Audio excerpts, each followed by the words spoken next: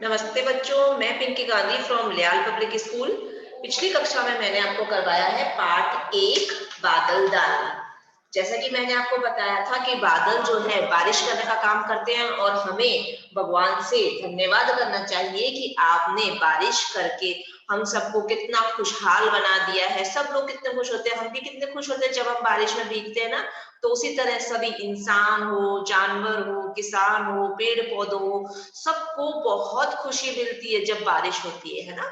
आज हम करने वाले हैं इसकी बुक एक्सरसाइज को। बुक एक्सरसाइज में देखो सबसे पहला प्रश्न क्या दे रखा है यहाँ पे, श्रुत लेख का, जो कि हम कॉपी में भी करवाते हैं। लेकिन आपको इनमें से कोई भी प्रश्न अपनी कॉपी में नहीं करना है। बुक एक्सरसाइज का पार्ट है, हमेशा की तरह ही आपको उसको बुक एक्सरसाइज में ही कंप्लीट करना है। कॉपी में सिर्फ कॉपी पार्ट ही करेंगे। ओके, सबसे पहले देखो श्रुति लेके आप सबको मेरे साथ साथ में बोलना भी है। अब आप थर्ड क्लास में आ चुके हो, मेरे साथ साथ में रीडिंग करोगे। ओके, देखो सबसे पहले लिखा हुआ है झमाझम, प्यासी, गैया, ताल तलैया, नैया, हैरानी, गांव गांव, जीवों, मेड़ों।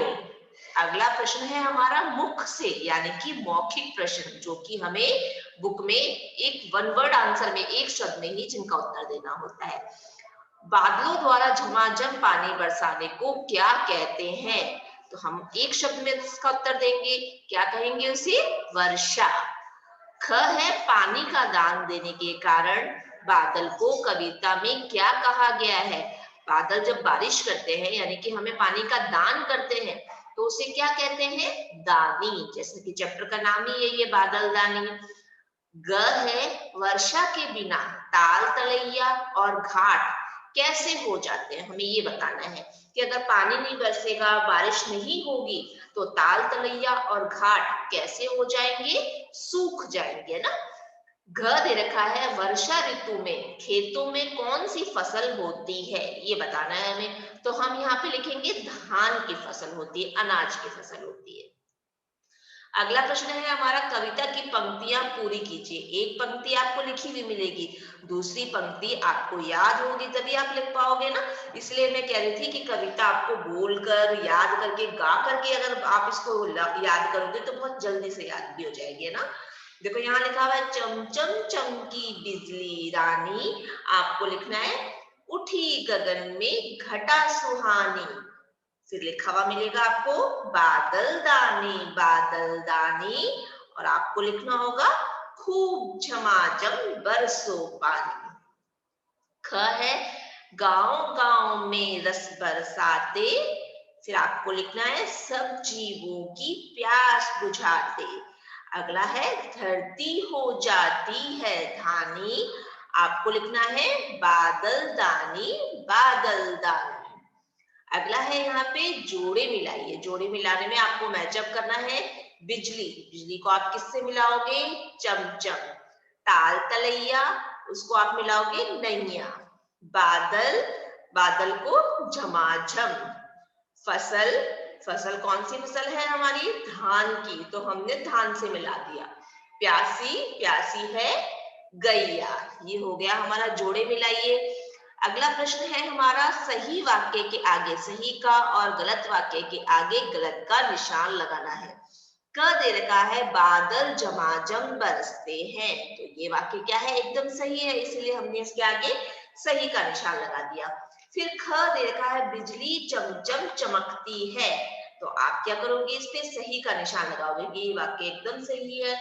वर्षा ऋतु में गेहूं की फसल होती है, तो ये क्या है? ये एकदम गलत वाक्य है, तो आप इसको गलत कर दोगे। बादल जल बरसाकर धरती के जीवों की प्यास बुझाते हैं, तो ये वाक्य क्या है? एकदम सही है। निम्नलिखित प्रश्नों के उत्तर एक शब्द या वाक्य में आपको देने हैं। क बिजली कैसे चमकती है ये बताना है आपको, तो आप लिखोगे चमचम। कैसे चमकती है? चमचम।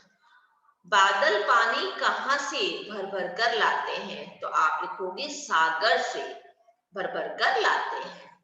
धरती धानी कब हो जाती है, तो आपको लिखना है जब वर्षा ऋतु में सब तरफ हरियाली हो जाती है तो धरती धानी हो जाती है, यानी कि हरी भरी हो जाती है। किसान का मन कब गाने और चहकने लगता है, तो आपको लिखना है कि जब खेतों में फसलें लहलहाती हैं तब उनको देखकर किसान का मन गाने और चहकने लगता है। ये हो गए बच्चों हमारे एक शब्द और वाक्य में प्रश्न उत्तर। आगे है हमारे 2-3 वाक्यों में उत्तर जो कि हम कॉपी में करेंगे, तभी उसे डिस्कस करेंगे। ठीक है, आगे दे रखी है अनजानी और बहुत ही इंटरेस्टिंग, बहुत ही अच्छी बातें जिनका नॉलेज, जिनका ज्ञान आपको भी होना चाहिए। सबसे पहला है कि वर्षा की एक बूंद जल के बहुत नन्हे नन्हे लाखों कणों से मिलकर बनती है। वो दिखती तो हमको ऐसे ही कि सिर्फ एक बूंद है, लेकिन उस एक बूंद के अंदर नन्हे नन्हे लाखों कण होते हैं। उन कणों से मिलकर के वर्षा की एक बूंद बनती है। आगे देखा है एक औसत बादल का टुकड़ा जो रुई के गोले के समान हल्का लगता है, उसमें 100 हाथों के बराबर वजन होता है। जब हम देखते हैं ना कि आसमान में जो एक बादल का टुकड़ा है वो ऐसे उड़ के जा रहा है, यहाँ से वहां जा रहा है, तो हम क्या सोचते हैं कि वो तो बहुत हल्का होगा, आराम से हवा का झोंके आ रहे हैं और जिसको यहाँ से वहां लेके जा रहे हैं। लेकिन वास्तव में क्या होता है, उस एक बादल के टुकड़े का वजन ही 100 हाथियों के बराबर होता है। बहुत अच्छी बात है ना, हम लोगों को नहीं पता थी ये। आगे बढ़ते हैं भाषा और व्याकरण की तरफ, जिसमें हमें पर्यायवाची शब्द करने हैं। पर्यायवाची शब्द आपको पता है, हिंदी व्याकरण में हम कर चुके हैं सेकंड क्लास में भी। तो क्या होते हैं, समान अर्थ देने वाले शब्दों को हम पर्यायवाची शब्द कहते हैं। जैसे कि सबसे पहले दे रखा है यहाँ पे मछली, तो मछली का पर्यायवाची शब्द क्या होगा, मीन मत्स्य। आप ध्यान रखोगे मत्स्य में आधा त और आधा स है, दोनों आधे आधे है ना। अगला दे रखा है धरती, पृथ्वी, धरा। फिर अगला दे रखा है सागर, तो सागर का पर्यायवाची होगा समुद्र, जलधि। फिर दे रखा है जल, तो जल का पर्यायवाची होगा पानी, नीर।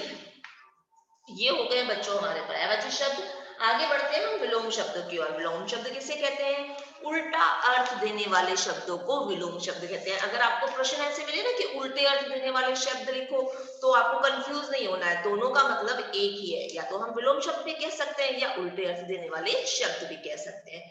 जैसे यहाँ देखो दे रखा है सबसे पहले दानी, तो दानी का मतलब क्या होता है, उल्टा क्या लिखेंगे हम, दानी का मतलब तो दान करने वाला होता है, लेकिन इसका उल्टा क्या हो जाएगा, कंजूस। और सूखे का गीले, और पानी का उल्टा क्या हो जाएगा, आग। और प्यास का भूख। ठीक है, आगे बढ़ते हैं। समान लय शब्दों को तुकांत शब्द कहा जाता है। जैसे छाई, तो छाई का हम समान लय क्या बनाएंगे, पाई, आई, गाय। और उसी तरह नानी का मानी, पानी, कहानी। और हमें बनाने हैं हम समान तुक वाले शब्द जो कि कविता में आए हैं। ठीक है, तो रानी, सुहानी, दानी, पानी, महके, लहके, गैया, तलैया। ठीक है, ये हो गए हमारे समान तुक वाले शब्द। आगे हमें दे रखे हैं कि नीचे कुछ तुकान शब्द दिए गए हैं, इनकी सहायता से हमें कविता की पंक्तियां पूरी करनी है। तो यहाँ पे कुछ पंक्तियां दे रखी है जिनमें हमें समान लय वाले शब्दों के साथ पूरा करना है। जैसे घनन घनन गीत सुना जब खेत बहुत खुशहाल हुए, और किसानों के मन खुशियों से जी भर माला माल हुए। प्यासी धरती झूम उठी है, खुश है ताल तलैया जी। बच्चे खुश है बहा रहे हैं सब कागज की नैया जी। पंख फैलाए मोर नाचता चिड़िया खूब नहाती है। हरी लताएं लहलाती जब मन को खूब सुहाते हैं। चाय पकौड़ी के संगर में वर्षा जश्न मनाते हैं।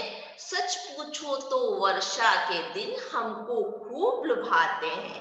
अच्छी थी ना पंक्तियां। तो आपको अगर पंक्तियां मिलती है ना, तो हमेशा आपको ऐसे ही बोलना चाहिए ताकि आपको पढ़ने में भी मजा आए और साथ साथ में आपको याद भी हो जाए। अच्छा, आप मुझे ये बताओ कितने बच्चों ने मेरे पढ़ाने के बाद में इस कविता को फिर से अपने आप में पढ़ा है। बहुत सारे बच्चे हैं जिन्होंने पढ़ा भी होगा, लेकिन कुछ एक ऐसे भी होंगे तो नहीं पढ़ा होगा। तो आप सबको क्या करना है, आप सबको इस कविता को खुद से पढ़ना है, और कविता को बार बार पढ़ोगे ना तो इसकी पंक्तियां भी आपको याद हो जाएगी। और इस वीडियो के बाद में आपको क्या करना है, अपनी बुक एक्सरसाइज को नीट एंड क्लीन राइटिंग में कंप्लीट करते हुए अपने अपने सब्जेक्टिव टीचर्स के पास इसको सेंड करना है। ओके, कंटिन्यूटी में वर्क करोगे तो बाद में वर्कलोड भी नहीं होगा, इसलिए जैसे ही आपके पास वीडियो आता है वर्क का, तो वैसे ही आपको अपना वर्क कंप्लीट कर लेना चाहिए। जैसे पीडीएफ आए तो पीडीएफ से कंप्लीट कर लेना चाहिए, है ना। ओके, आज की क्लास में यहीं समाप्त कर रही हूँ। धन्यवाद।